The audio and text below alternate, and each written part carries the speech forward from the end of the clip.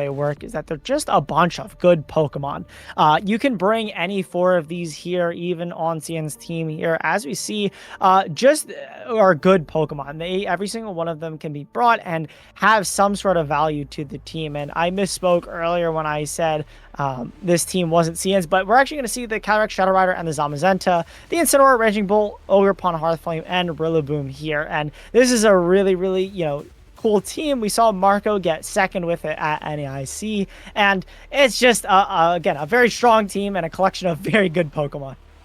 Yeah, absolutely. There's especially that Fake Out Blender Core, the Incineroar, and the Rillaboom, which might be super relevant for trying to find ways to navigate around Trick Room, given that on the other side of the field there isn't any option like that for a Giraffe from the Juniors finals to stop the Fake Out. So a couple of really good support options, the Calyrex Shadow Rider and Zamazenta that we've been seeing just performing so well in the Masters division, and a few really powerful alternative tools with the Ogerpon, Hearthflame, and the Raging Bolt as well. Sian just has a collection of a bunch of incredibly strong Pokemon, and clearly knows how to use them exceptionally well, having dominated with 2 victories getting into this finals. Yeah, and I think as well, with just how much flexibility as well, it really is going to be on the opposing side to really have a response for those tools. And even things like the Nasty Plot, if not kept in check, could be very dangerous there and can steamroll out of control very, very quickly if not dealt with properly. But we see Kevin's team here running the Calyrex Ice Rider and the Miraidon there. We got a little bit of a preview of it from last game in the previous division, but this time instead of a Fergraph, we're going to see an Moongus instead of the Fergraph. So only one way to set up the Trick Room this time around, but with a lot more supportive pieces that maybe are more generally balanced, like the Moongus, to go for those Rage Powders, while normally someone would have to just target straight down to the Fergraph. A Moongus can just guarantee that it itself is attacked instead of its partner, Calyrex Ice. It's a really interesting choice to use in Amoonguss on this composition. Of course, the Miraidon really working against its ability to go for Spores, but still having all of that power with Rage Powder and Pollen Puff, being one of the oldest, most tried and true Trick Room supporters for that Calyrex Ice Rider mode. It definitely gives some interesting options as well, because there isn't a safety goggles on the other side of the field. So being able to redirect those body presses from Zamazenta, but also being able to Spore the Incineroar or the Raging Bolt in situations where the electric terrain is gone. So it might be a really interesting bring from Kevin Hahn here. Yeah, and with an Assault Vest Incineroar on the team as well, being able to eat those Astral Barrages is going to be very important, as well as the choice Focus Sash there on the Urshifu Rapid Strike is going to be able to eat a big hit potentially from the Calyrex Shadow Rider, and that could be very, very nice at giving some extra survivability to maybe finish off a low Calyrex Shadow Rider with an attack. And we know how many times that has been very, very viable to work out and win games. Yeah, one interesting thing about that Urshifu, though, it has a Focus Sash until it attacks into an Incineroar, and then it's going to have to lose that to the Rocky Helmet from the Incineroar on the other side of the field. So a couple of tools that Sian still has to be able to kind of mitigate its effectiveness, but with that Sash, it seems like a really strong option. But we're actually going to just see Incineroar and Calyrex Ice Rider, tried and true, given a lot of Trick Room options, against Rillaboom and Calyrex Shadow Rider. So the two Calyrexes facing off on their respective horses next to their respective fake-out supporters. That's really funny the way you said it as well. Even the fake outers being the different ones as well. Rillaboom and Incineroar, the known duo of that fake out blender that you had mentioned before, just having both opposing sides in not only in terms of the horses but the fake outers as well, is such a cool parallel to see here in the senior finals. And Rillaboom normally is the faster one, so as well as the horse there being in the Shadow Rider. So I think seeing here being able to have the faster Pokemon is definitely more advantageous. But where they're lacking in speed, Kevin has a lot of bulk, not only in the Assault Vest on the Incineroar, but with that Terastallization Fire on Kevin's Calyrex Ice is going to be able to eat the Astral Barrage a lot better, as we see the first Terastallization of Game 1. That is the Terra Fire there on Kevin's Calyrex Ice. Getting rid of that Astral Barrage weakness pretty crucially, because there's no other way to stop that Calyrex Shadow Rider from going for an attack. As Fake Out, as you mentioned, going to just go into that Incineroar, and then Astral Barrage is going to come out here, but no longer hitting super effectively, and giving that Calyrex Ice Rider an opportunity here to potentially go for a Trick Room and invert those speeders. So we were just talking about before, Incineroar being slower than Rillaboom was a problem for Kevin Han last turn, but it sure isn't a problem now with this Incineroar in prime position to fire off some super effective attacks into either slot, next to a Calyrex Ice Rider that's really happy to shine and show off a couple of those Glacial Lances that Kevin was telling us about in the pre-match interview. Yeah, and Glacial Lance is definitely something that's going to have to be considered here, right? Both your Pokemon, or one of your Pokemon is weak to it, the other is not really happy to take it either, and with an Incineroar staring it down as well, is not going to want to take a potential double up. The thing that Kevin has to consider, though, is that if this Calyrex does go for Protect, then your attack is for naught if it goes into the Calyrex from Incineroar, and that could be very dangerous because that allows Sian to reposition something like the Rillaboom for later in the game. As we see, yeah, just a hard swap here to preserve it, not wanting to take that Glacial Lance into an Incineroar of their own, and getting an Intimidate down, not onto the Calyrex, thanks to that clear aimlet, but even into the Incineroar here is absolutely great. Glacial Lance, though, going to fire off. No Protect from the Calyrex, notably as well, bringing it to a little under 50%, and a Flare Blitz to follow up into that Rillaboom slot. A really incredible read to bring the Calyrex Shadow Rider out and not go for the Protect, even with the threatened KO. Really going to pay off here with another Astral Barrage firing off. Almost going to be enough to take out that Calyrex Ice Rider, bringing it down below 50 hit points, although the Grassy Terrain is going to bring it just a little bit higher. But there was so much risk to not protecting that Calyrex Shadow Rider, and it paid off so much, Sian, being able to go for that call there.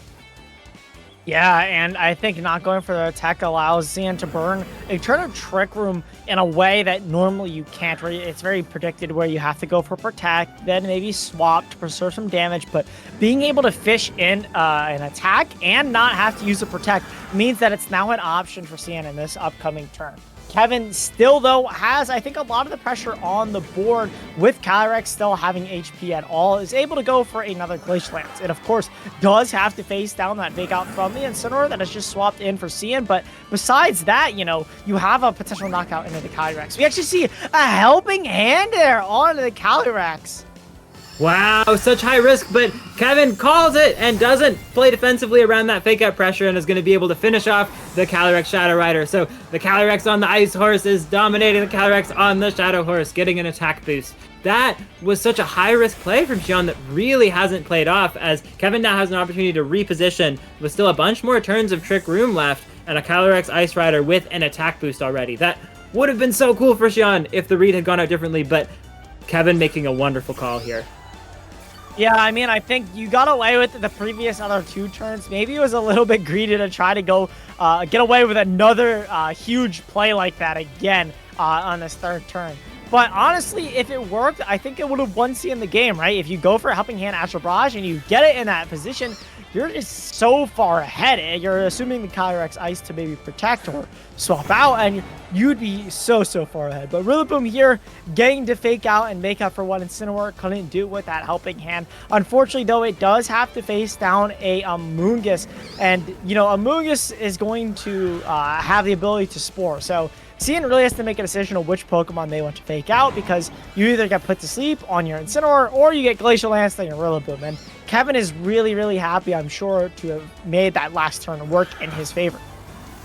Yeah, absolutely. Kevin getting a great call off, making the most use of Trick Room here. We are going to see a Terrestrialization, so maybe a sign that Sian has a plan for getting around this Glacial Lance.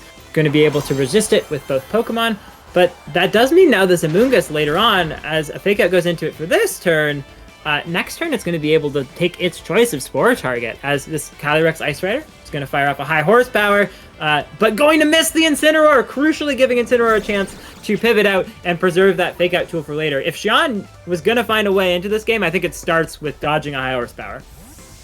Yeah, and unfortunately there, that miss is going to allow that Incineroar to re-pivot out into something different, and that being the Zamazenta here. And Zamazenta now being in a great position in front of this Calyrex. You are going to have to worry about this Amoonguss sporing you down under this Trick Room, but with the turns ticking down and this being the last one, all this Zamazenta has to do is go for a Protect.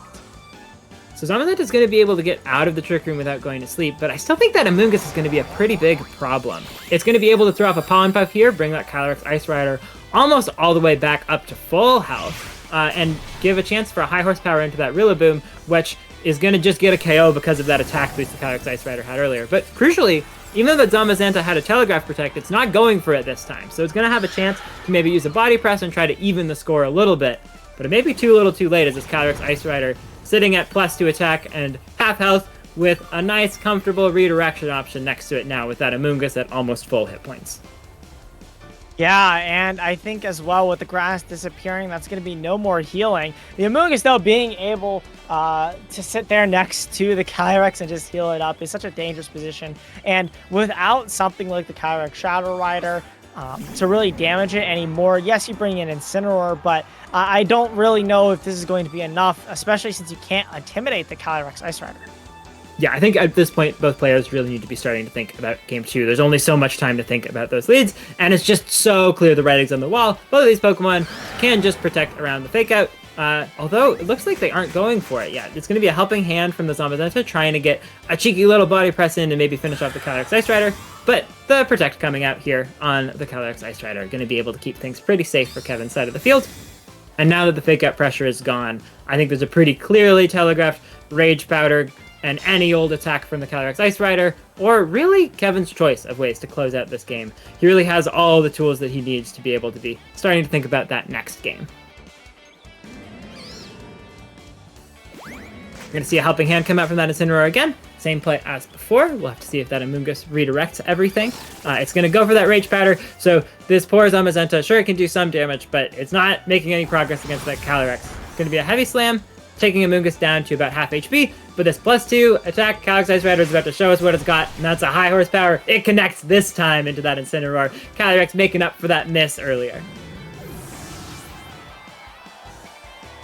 So it looks like there's a little bit more to play out for this particular turn, but with just a Zamazenta down, I wouldn't be surprised to see Sian go for a forfeit. I think something that's really interesting about this, though, Amoonguss just going to continue Rage Powdering away. This Amoonguss has been so devastating from Kevin's side of the field, really making that Zamazenta struggle to find usefulness here. And I think that really shows why Sian was going for those aggressive plays earlier, because it's really important to try to catch something like that Amoonguss on a switch-in with a Helping Hand, Astral Barrage, or Psychic. If it's not caught on a switch-in like happened in this game, then it really can just take over the game on its own next to that Calyrex. And with Trick Room as well, you're able to go for a Spore Year into the Zamazenta just to guarantee that if you are able to knock out the Amoonguss, there's going to be no ways around it. High horsepower, though, missing again there. Zamazenta is going to get to burn a turn of sleep, though. I mean, Kevin is winning this end game here so far, but maybe if the Zamazenta has a way to wake up, I can break through. If, you know, we see the Pollen Puff come out here in the Calyrex, does go for the high horsepower, is able to get it though, and just get the knockout. Maybe if there's a world where you dodge an infinite amount of high horsepowers there's a way to get back in that. But that is going to be game 1 for Kevin, and that was still very, very close. You know, if there was a single turn that, you know, another move missed, or Sian got one of those aggressive reads right, then it definitely could have swung in their favor for sure. Yeah, very clearly the pivotal turn was the Helping Hand plus whatever attack was coming out from the Calyrex Shadow Rider. It was a really high risk but potentially high reward play, and it just happened not to work out for Sian. We're going to see a quick review of that switch turn, which was a really cool way to get started on managing this Trick Room. I really liked the way that Sian was playing into this Fake Out Blender pressure option. Even catching that Flare Blitz not going into the Calyrex Shadow Rider was great. But as you mentioned, just trying to go for that twice in a row happened not to work out here and wound up being a pretty high-risk play. And pretty much as soon as this Calyrex Shadow Rider went down, things were looking pretty tough for Sian. So I think Sian has some pretty clear thinking to do about how to play out those first few turns once Trick Room is up, knowing that this Amoonguss can really just run away with the game once Trick Room is there. Yeah, and I mean, we saw in the last game Trick Room and with his Calyrex Ice Rider being such a devastating combo. Even without Iron Hands, though, instead of having this support of the Amoonguss like we talked about before the game, being a bit more active than Photograph, instead of just setting up Trick Room and clicking Helping Hand, actually being able to click Pollen Puff in your own Calyrex Ice to heal it up from those dangerous attacks, as well as put things to sleep, is so detrimental if you leave it to its own devices. Yeah, Amoonguss was really just phenomenally executed here. And I think something else that's really important is because this Amoonguss worked so well, Sian never even got to see the fourth Pokemon that Kevin was bringing. So there's no confirmation if maybe it was that Miraidon hanging out in the back for when Trick Room is done, which maybe is exploitable from Sian because once Electric Terrain goes up, there's no more Spore options. Or if it was something else like the Urshifu or the Landorus Incarnate. Kevin really could have brought a couple of different Pokemon there depending on what was expected. And Sian really just not getting a ton of information from this first game. Went for a really cool read, but it happened not to work out, and now Sian is really on the back foot and needs to find something pretty quickly if he wants to be able to bring this to a game 3. Yeah, and I think maybe an adjustment there is maybe putting your foot on the gas just immediately and trying to maybe get the Zamazenta in a lot earlier, because we saw it be brought in relatively late in that game, and the Calyrex Ice was able to click Glacial Lance because of that. So maybe setting up a wide guard as well as having an immediate resist on the field that pressures Calyrex in some way maybe is beneficial for Sian here to get some pressure onto it and maybe not let it run away with the game like it did in that game 1. Yeah, the question is definitely how to keep Kevin from running away with the game here. I think the Fake Out also just gives a ton of options, but gonna be tough to figure things out, especially because that Zamazenta option, even though it was great at controlling potentially Calyrex Ice Rider damage, it has Wide Guard and things, just really isn't going to be a workable choice if that Amoonguss is sitting on the field and able to comfortably Spore everything, or Pollen Puff the Calyrex Ice Rider back up. Yeah, and I think Kevin did a great job as well at preserving the HP of the Pokemon and preserving information. Like you said, we didn't even get a reveal of that fourth Pokemon. So to not even know what it is, I'm sure Sian is super stressed to maybe not even know what that fourth Pokemon, and to build a game plan around that can be super risky. But, Sian definitely made it this far. They were able to make it to the finals of the World Champions, so I wouldn't put it past them to bring it to a Game 3 as we get our leads here as the Calyrex Ice Rider and Miraidon come out for Kevin, and the Incineroar and Calyrex Shadow from Sian here, sticking to the same lead from Game 1. I believe it's actually a switch up of the Fake Out user. Sian saying, oh, I brought Rillaboom last time and it didn't work out so well for me. I'm going to try Incineroar this time.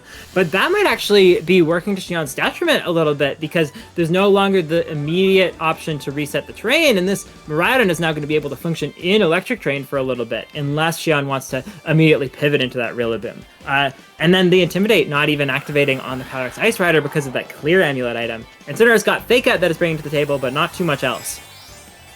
Yeah, and we see a Terrestrialization here off the bat. In the Calyrex Ice Rider there with the Terra Fire. This is again to prevent it from taking super effective damage from Astral Project. As you said, the Incineroar that's now on the field instead of the Rillaboom. Protect though on the Calyrex Shadow Rider there from Sian. We see Kevin putting his hands together, Volt Switch into the Incineroar though, doing over 50%, being able to swap out. What Pokemon is Kevin bringing in though? It looks like maybe it's going to be, something else. It could be literally anything, but Incineroar is going to be the Pokemon of choice for Kevin there to get an Intimidate of his own there onto the Incineroar. And without Fake Out here, that means the Calyrex is going to get to go for a move of its own. As the Incineroar goes for a knockoff, removing the Assault Vest from Kevin's Incineroar. Trick Room, though, getting set up for Kevin is an amazing turn 1, and I think exactly what he wanted to see. I think that might be the perfect turn from Kevin. Being able to take that risk of not protecting the Calyrex Ice Rider at all, even though there was Fake Out pressure, get that Volt Switch off into the Incineroar while the Calyrex Shadow Rider protected.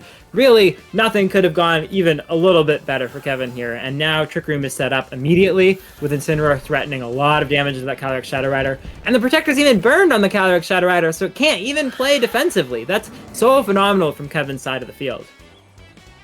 Yeah, to not even be able to get burned or intimidated is so huge, as we see the Calyrex try to preserve its Focus Sash and swap out. This is going to be into that Zamazenta, getting to come in a little bit earlier this game, going to take a Glacial Lance a lot better than its previous Pokemon that was in that slot.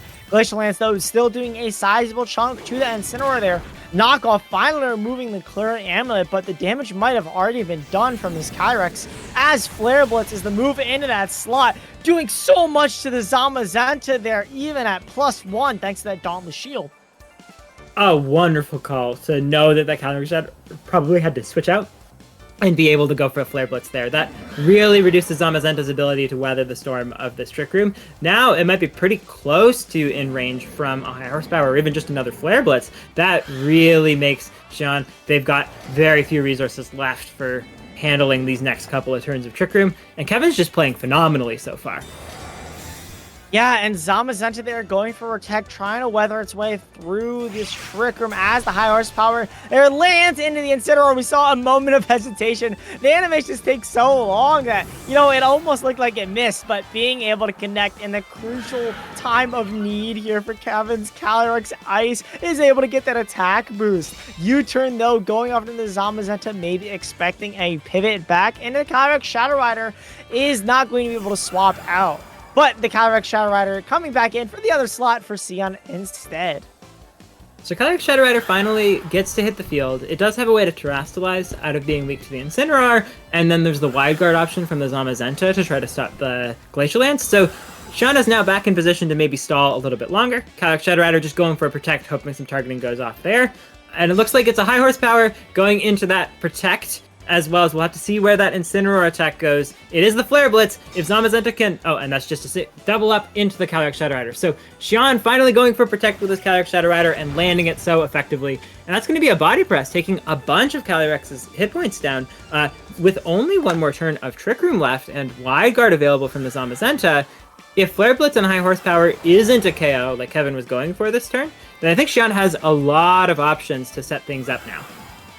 And without Amoonguss on the field here, Calyrex is going to go down to either an Astral Barrage or a Body Press without a way to heal back up your Calyrex. This is looking very dangerous as we see a Protect there onto the Zamazenta. The high horsepower, though, going over to the Calyrex, able to land. If this is a double up, that's going to be a knockout there onto the Calyrex. A critical hit to seal the deal as well. Now down to the last two Pokemon. How is Sian going to find a way back into this game? You can see Kevin Hahn on the player cam so excited there to have gotten that targeting right and gotten another KO out of Trick Room. That Calyrex Shadow Rider would have been such a problem if it were still around, but now just 2 Pokemon left for Sian, and the Rillaboom hitting the field, now forced to have hit the field before the Miraidon, so Miraidon in the back is going to be able to set up its choice of terrain later, and things are looking pretty great for Kevin. There's this turn now where Zamazenta can pressure a lot of damage with Body Presses, but all Kevin has to do is preserve some Pokemon while that Miraidon hits the field, and there's a lot of options opening up. Yeah, I mean, even if the Calyrex goes down, the cool thing about Zamazenta is you can only target down one thing. You can either get the knockout there on the Incineroar or on the Calyrex, and it seems like we chose the Incineroar here, giving Kevin a free swap to whatever he chooses, that being the Amoonguss to redirect a potential Body Press, and then hopefully you eat the Wood Hammer, or you could bring in the Miraidon, as you said, and just go for straight attacks and remove the Grassy Terrain overall. The benefit of that is you are removing the healing from Zamazenta as well. And with the Choice Scarf, you're able to guaranteed outspeed and just attack, attack, attack.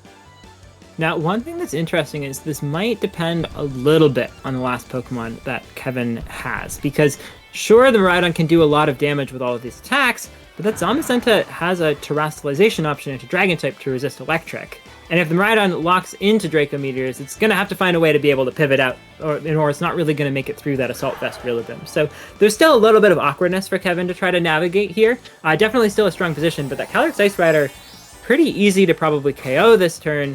And as that Terrastalization comes out for Dragon-type, if the Miraidon's just going for Volt Switches or things, it's not going to be doing too much damage just yet.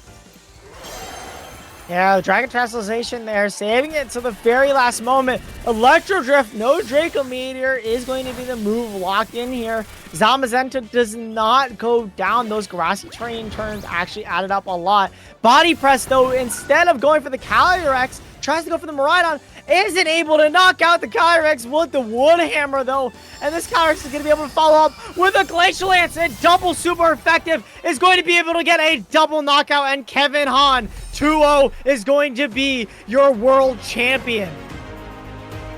So he called it in the pre-match interview. He said Glacial Lance was pretty strong and just demonstrated that in peak form there. Going for what I think Sian had to go for with that Wood Hammer, but it just wasn't enough damage into that Calyrex Ice Rider, and that really solidified the deal. This Calyrex Ice Rider took so many KOs in this match, I think almost all of them, and it's been really amazing to see just an extraordinarily skilled player using this Calyrex Ice Rider Miraidon composition, same as in Juniors, with maybe some advice even from Christopher Hahn, same as in Juniors, really just executing phenomenally, showing us that he is a player to watch out for in the future. What a wonderful showing.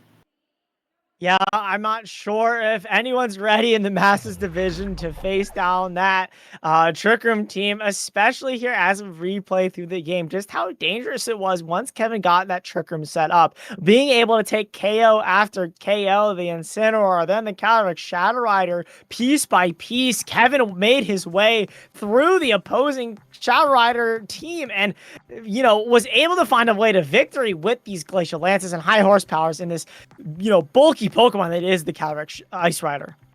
Yeah, I want to take a moment to shout out this Calyrex Ice Rider was really a perfect choice for this tournament. A ton of the Calyrex Ice Riders in the Masters division have been trying out different sets, dropping that high horsepower, in part because that high horsepower can miss, in part because it's really nice to have Leech Seed as an option for lots of other reasons. But Kevin just really executing on exactly the right moves, was really able to make it through. Pretty much every Pokemon was so threatened by the Calyrex Ice Rider, and it really paid off so well, especially with the phenomenal execution. Those were just some incredibly clean Trick Room lines that Kevin was able to find here.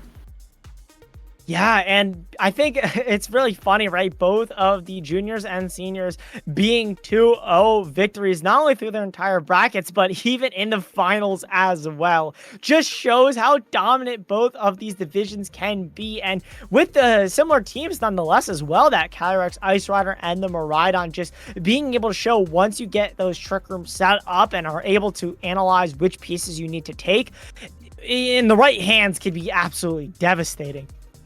Yeah, absolutely. There's just so many tools for so many different modes in that team, and I think Kevin did a great job of demonstrating both of them. Just there's so much threat and pressure from that Calyrex Ice Rider, and it's been really interesting to see. I guess the pretty much universal consensus from juniors and seniors, Miraidon and Calyrex Ice Rider, pretty darn powerful. Trick Room plus Glacial Lance with the Miraidon in the back to clean things up really makes for a strong duo.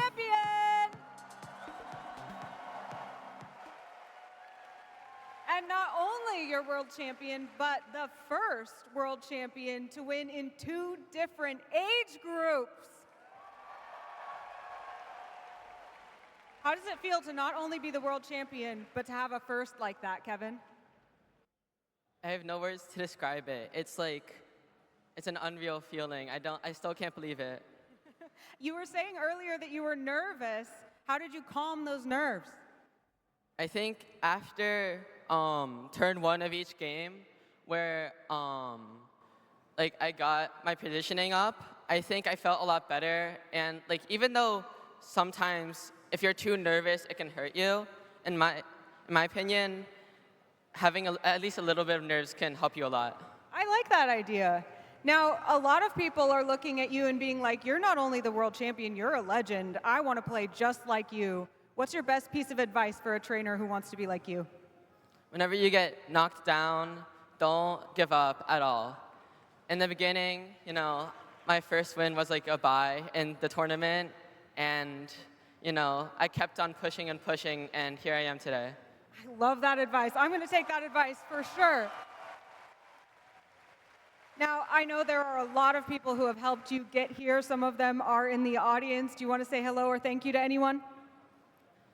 I'd like to say a thank you to my whole family, all of my friends in Pokemon and in school, everyone I've talked to and all my coaches, especially the person who helped me was Roxanne.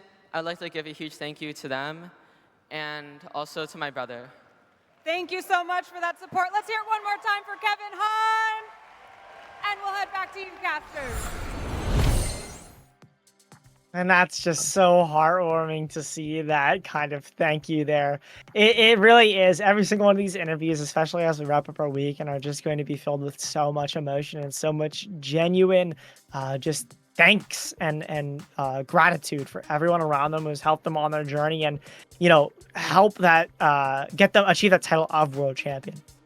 Yeah, absolutely. Getting to be a world champion is such an accomplishment, but especially for these players, they've really highlighted that it's been a whole village that helps them to get to that point. They've had so much support from their friends and family, and it was really nice to see some of the behind-the-scenes thank yous for what got these players into the Hall of Fame of VGC now with their crowning accomplishments.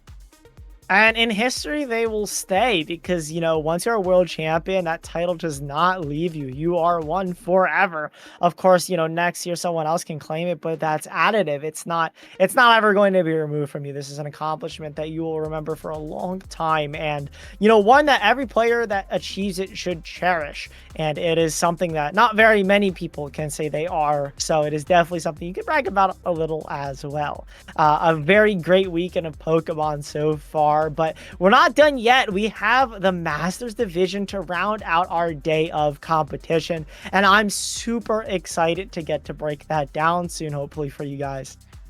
Yeah, we're going to be moving pretty soon into that match, I believe, as soon as the players are ready. But it's a super explosive match. There's so many interesting things that could happen. We were talking a little bit before jumping onto this cast. I'm really interested to see these two really exceptional players with some very different teams from what we've been seeing from the juniors and seniors division. Yeah, and both the teams we got to see a little bit yesterday. Not only did they play and cut, that's just the benefit of viewing the Masters teams as well. We got to see the teams play out. We got to see two of the Brute Bonnet. I believe we mentioned before the cast, there's 8 of them, I believe, overall in the tournament, and 2 of them are in finals. That's 25% of the Brute Bonnets are in finals. That is a crazy statistic. Shimon, if you're watching, you hit the nail on the head there with the prediction. And his son, I guess, was just the perfect thing for this tournament. And I mean, being both players there, bringing it 4 finals is just amazing. We have the caster predictions here, just highlighting again how Shimano's how correct he was. Even walking Wake, I mean, in the other division, right? What was a correct pick, and Ho-Oh making it to day 2 as well. I do think Shimon was definitely the winner of the caster predictions. I will say, if we're just using the seniors division finals, all of my picks did show up. So there's something, but yes, Simon just with some wonderful calls in Masters division and juniors division, being able to catch some things that were really unique and dominating performances. 100% of the Hoes in the tournament made top cut. There was just that one, and 25% of the Fruit Bonnets are in finals. That's so extraordinary to be able to see. So huge shout outs to Simon for being able to get those wonderful calls here. Yeah, and I think it's so fun, the flexibility we talked about a little bit before. We're going to get to see so many different teams, even in the VG finals, right? We got to see Kyrex, even though Kyrex, Ice Rider, and the Miraidon won, right? That wasn't really something we got to feature a lot of yesterday. I feel like it was a lot more San and a lot more like Shadow Rider Zamazenta. So to actually see that lose in finals is very surprising, at least for me personally. To see Kyrex Ice win on the other 2 divisions as well was genuinely surprising. And then we have over here, the Psychic Ghost types and the Koraidons and those kinds of teams. So to see the differences, but still similarities throughout each of the divisions is so cool, and really goes to show how flexible this regulation maybe is, if you don't look at it at face value. Yeah, I think it's one of the really interesting things. Every year we get 3 different test cases of what the metagame is really like. We get to see the juniors and the seniors and the Masters division.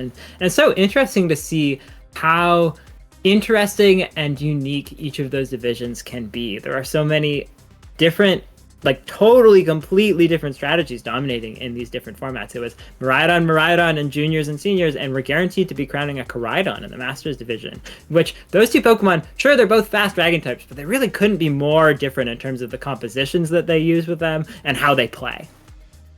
And the supporting Pokemon that surround them as well, right? We talked about it a lot yesterday. The photosynthesis boost from important Pokemon like the Fluttermane, like the Brute Bonnet, really, really appreciate the Koraidon. And I'm sure we're going to break it down more when we get in a team preview, but a lot of even Geo's Pokemon, for example, like the Chi-Yu and the Chi-Yu benefit from the sun and take advantage of it, even if they don't have photosynthesis. And even James has a lot of pieces similar to that on his team as well, which do have the photosynthesis like the Raging Bolts, but each team has a different way of approaching using the fact that sun is up, and that's really cool. While you mentioned the parallel as well of the Miraidon using the electric terrain to maybe boost things like the Iron Hand like we saw earlier today, and just giving the general terrain effect of not being able to go to sleep, threats like a Moongus. Yeah, it's been really interesting to see just the different compositions that wind up working so well.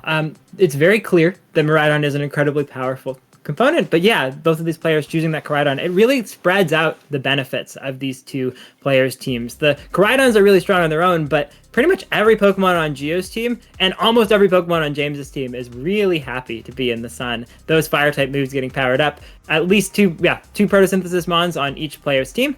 I guess we're sort of seeing a recipe here in terms of these two teams. You get a Ghost Psychic type, a Koraidon, a bunch of Photosynthesis Pokemon, a Ground type, Fire Dark type. And that's kind of the composition that we're seeing here. And the cool thing as well is that you get to see the way that both players maybe approach it. Like you said, the Fire Dark type, there are a lot of those similarities, but maybe James valued Fake Out more and really likes that bulky Incineroar compared to maybe the offensive Scarf Chi-Yu. So the way that both players reached for it is really, really interesting there. But I do believe we are going to cut to a quick break as Masters gets ready to set up the true finale for Championship Sunday. So don't go anywhere, and we'll be right back.